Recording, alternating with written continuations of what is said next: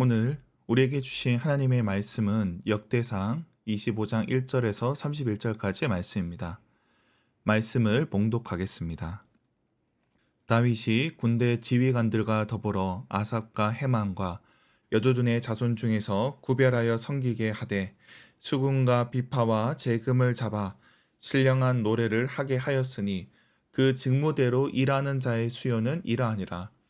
아삽의 아들들은 삭굴과 요셉과 느다냐와 아사렐라니, 이 아삽의 아들들이 아삽의 지휘 아래 왕의 명령을 따라 신령한 노래를 하며 여두둔에게 이르러서는 그의 아들들 그달리아와 스리와 여사야와 시므이와 하사랴와 앗다리아와 여섯 사람이니, 그의 아버지 여두둔의 지휘 아래 수금을 잡아 신령한 노래를 하며 여호와께 감사하며 찬양하며, 해만에 이르러는 그의 아들 붓기야와 마따냐와 우시엘과 스부엘과 여리목과 하나냐와 하나니와 엘리아다와 기탈디와 로맘 디에셀과 요스브 가사와 말로디와 호딜과 마하시옷이라.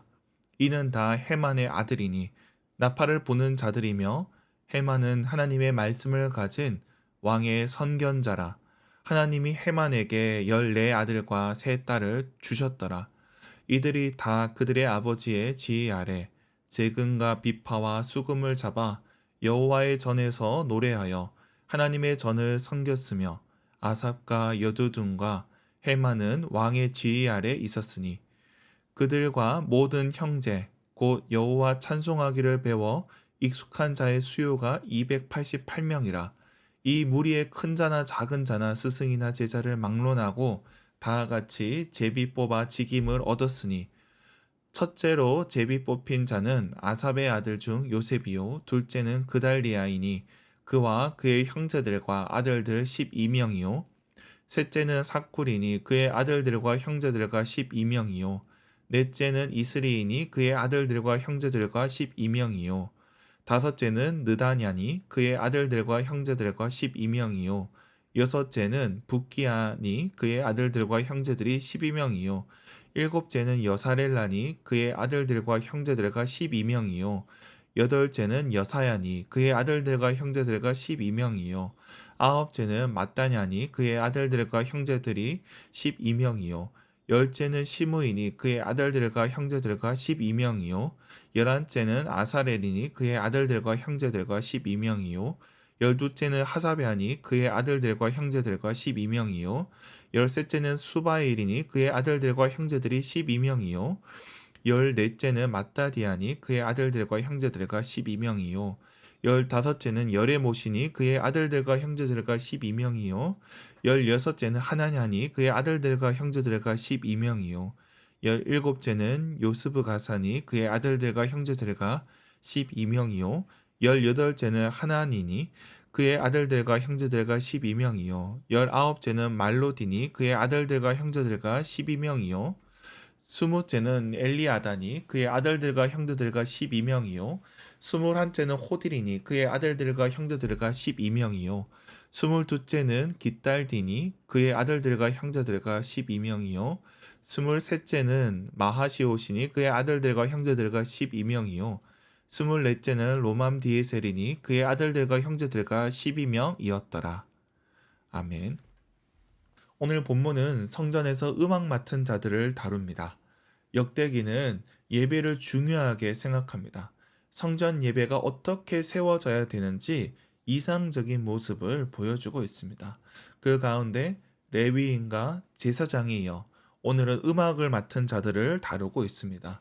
그 내용을 살펴보도록 하겠습니다. 오늘 본문의 1절부터 8절까지는 음악하는 자들을 소개하고, 그리고 9절부터 31절까지는 제비 뽑은 결과를 다룹니다. 예루살렘 성전이 처음부터 있던 것은 아닙니다. 가나안 입성 후 오랜 시간 성전은 없었습니다. 그런데 다윗이 예루살렘을 정복한 후 이 모든 것들을 준비하기 시작합니다. 성전을 준비하면서 다윗은 체계를 잡아갑니다. 다윗은 제사장뿐만 아니라 음악하는 자들도 중요하게 여깁니다. 물론 본인이 노래에 능숙한 자였기에 음악에 더욱 신경을 썼을 것입니다. 그래서 노래하는 자들을 세우는데 이들이 전문적으로 감당할 수 있도록 그렇게 체계를 잡습니다. 이 8절에 이들을 세우는 원칙을 보여주는데 무리의 큰 자나 작은 자, 스승이나 제자를 막론하고 제비로 뽑았다 나옵니다. 그리고 9절부터 31절까지 제비 뽑은 결과를 나눕니다. 이들도 제사장과 마찬가지로 24그룹으로 구분합니다. 이들은 제사장과 마찬가지로 예배의 중요한 역할을 맡았기 때문입니다. 어제도 말씀드렸지만 이런 것들이 예배의 질서를 잡아가는 과정입니다. 예배에서 역할을 분배하는 것을 공정한 절차를 통해 또 잡아가고 있는 겁니다. 근데 이러한 내용에서 주목할 부분이 있습니다. 1절에 보면 이러한 것들이 신령한 노래라고 합니다. 그리고 5절에 보면 음악하는 자들에 대해서 소개하는데 이 성견자라고 이야기를 하고 있습니다. 그저 듣기 좋은 소리를 내는 것이 아니라 그저 악기를 잘 다루는 직업 전문인이 아니라 이들이 신령한 노래를 하는 것이고 또 이들이 하나님의 말씀을 전하는 어찌 보면 성견자라 그렇게 이야기를 하는 겁니다. 그런데 그동안 예배 음악은 율법에 규정된 것이 아니라 이 사람들이 그렇게 중요하게 여기지 않습니다. 율법에는 음악에 대한 부분이 아주 간략합니다. 뿔을 만들라, 뿔나파를 불라 이 정도만 나와 있지 구체적인 음악에 대한 내용은 많지 않습니다. 그러다 보니 예배에 음악을 무시하는 경우도 있습니다. 이 종교개혁 당시를 돌아보면 쯔빙글리 같은 경우엔 본인이 음악적 소양이 남다른 사람이었음에도 이 음악에 대해서 악기 연주에 대해서 부정적인 입장이 있었습니다. 사실 그뿐만 아니라 예배에서 음악을 부차적인 요소로 여기는 사람들이 참 많이 있습니다. 그런 가운데 새로운 악기를 쓰면 오해를 또 사기도 하고 또 기성 세대의 음악과 다르면 배척을 당하기도 합니다. 가까이 90년대 초반만 하더라도 이 교회 음악이 다양화될 때 이런저런 말들이 많았습니다. 저항이 있었습니다. 그리고 찬송가도 살펴보면 지금은 우리가 이 찬송가라고 하지만 과거에는 세속적인 가락의 가사만 바꾼 곡들이 많았습니다. 그 당시엔 비난을 받던 곡도 있었습니다. 그런데 이런 곡들이 예배 가운데 중요하게 사용되고 또 사람들의 마음을 열고 회개하는데 사용되었던 것이죠. 그러다 보니 이러한 곡들이 오늘 우리에게까지 또 전해지고 있습니다. 그런 가운데 이러한 음악이 참으로 중요합니다. 우리가 성경에서 시편도 그렇습니다. 시편은 성전에서 드려진 찬양의 모음입니다. 물론 가사만 전해지다 보니 우리가 음악적인 부분은 다 알 수 없습니다. 그런데 우리에게 시편이 감동이 되듯 또 구약의 성도들도 그러한 시편으로 예배드렸을 것입니다. 성경에 보면 이러한 노래 가운데 예언하는 장면들이 많이 나옵니다. 사무엘상 서두에 보면 한나의 기도가 나옵니다. 그런데 자세히 보면 기도라기보다는 노래입니다. 하나님을 찬양하는 가운데 새 시대를 여는 예언적 말씀을 선포하는 겁니다. 신약의 마리아도 마찬가지입니다. 그래서 시와 찬미와 신령한 노래로 또 하나님을 찬양해야 되는 것입니다. 이러한 찬양을 통해 진리가 드러나기도 합니다. 사도 바울은 빌립보서 2장에서 예수님에 대한 찬양을 담고 있는데 거기에 그분의 성육신과 비우심이 담겨 있습니다. 영감 있는 말씀도 중요하지만 영감 있는 노래도 중요하다는 것입니다. 그러므로 교회에서 음악을 맡은 자들을 존중해야 됩니다. 신령한 노래로 찬양할 수 있도록 선지자적인 역할을 감당할 수 있도록 존중해야 됩니다. 또 음악을 맡은 이들도 책임감 있게 또 감당해야 될 것입니다.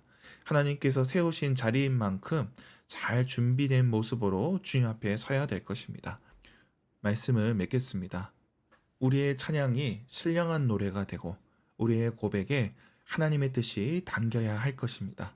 우리의 예배가 하나님께서 받으시는 영과 진리의 예배가 되길 주님의 이름으로 축원합니다. 기도하겠습니다. 하나님 아버지, 오늘도 주님의 은혜로 시작하게 하시니 감사합니다. 주어진 시간 속에 주님의 뜻을 발견하게 하시고 그 섭리를 찬양하는 자로 살게 하여 주옵소서. 우리의 예배가 새로워지게 하여 주옵소서. 우리가 드리는 찬양, 우리가 드리는 고백이 진실되게 하시고 우리 주님 받으실 만한 찬양이 되게 하여 주시옵소서. 교회에서 음악으로 섬기는 이들을 기억하여 주시고 그 섬김을 주님께서 받아 주옵소서. 우리 가운데 연약한 지체들을 기억하여 주옵소서. 주님께서 저들의 병든 몸과 마음을 온전케 하여 주시고 회복하게 하여 주시옵소서. 여러 가지 삶의 어려움 가운데 괴로워하는 이들, 눈물 흘리는 자들도 있습니다. 주님께서 그들의 손을 잡아주시고 모든 삶의 순간 가운데 함께하여 주시옵소서. 오늘 하루 우리의 가정과 일터 가운데 주님 은혜를 내려 주옵소서. 우리의 손으로 하는 그 모든 일이 헛되지 않게 하여 주옵소서. 감사드리며 예수님의 이름으로 기도드립니다. 아멘.